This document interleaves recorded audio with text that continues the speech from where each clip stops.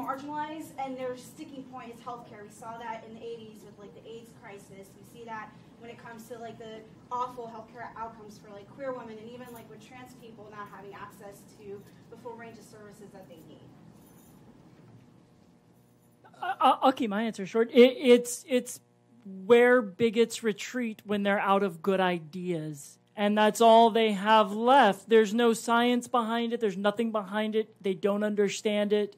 And it's where I think people go to create an argument that otherwise doesn't exist. The evidence is out there from the AMA, the APA, psychiatric and psychological associations have both come out and said that trans people, there's absolutely no reason they shouldn't be able to join the military. No actual medical experts agree with them. It's Dr. Oz and people like that out there.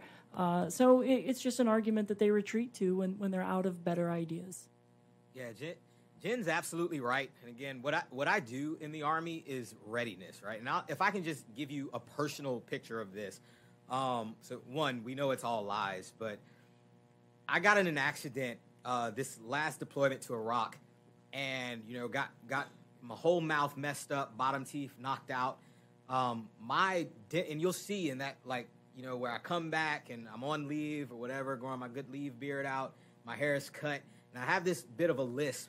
And that's because I had this device in my mouth that, the Army was trying to give me teeth temporarily until they can do all these surgeries. And so I had to go, like, to the Air Force, the specialist in the Air Force to get it done, and had to go see a few civilian doctors. Anyway, they essentially told me that the care just to fix my teeth, right, was over $150,000.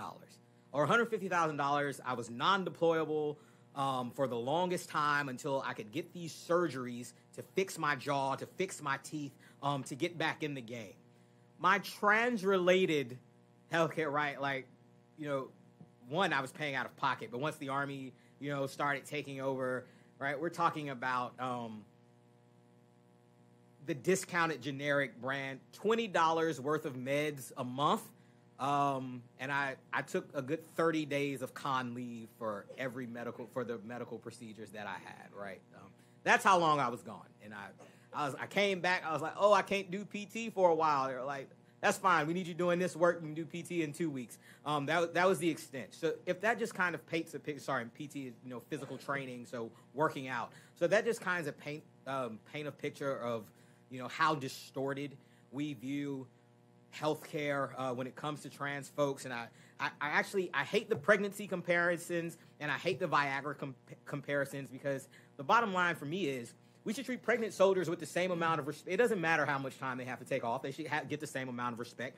And we should take people who have to take ED medicines, or any other, of our soldiers who take anxiety meds or depression meds or whatever the case is, right? They should all get the same standard of care. And so to single out trans soldiers and say, well, you especially need care, right? Like, okay, provide it. But one, we don't. But any soldier who needs care, it should be provided for them, is the bottom line. So just know, like, it's a lie. We're not non-deployable for extended periods of time. We're not a burden of cost. I think the huge burden of cost is the stigma that we have in the Army that, prevents soldiers from seeking the treatment that they need. And we see huge rates of suicide. We see, these issues pop up in their families. We see abuse in families. Those are the huge costs that we have when we have these kind of stigmas in the Army about care. So sorry that was long.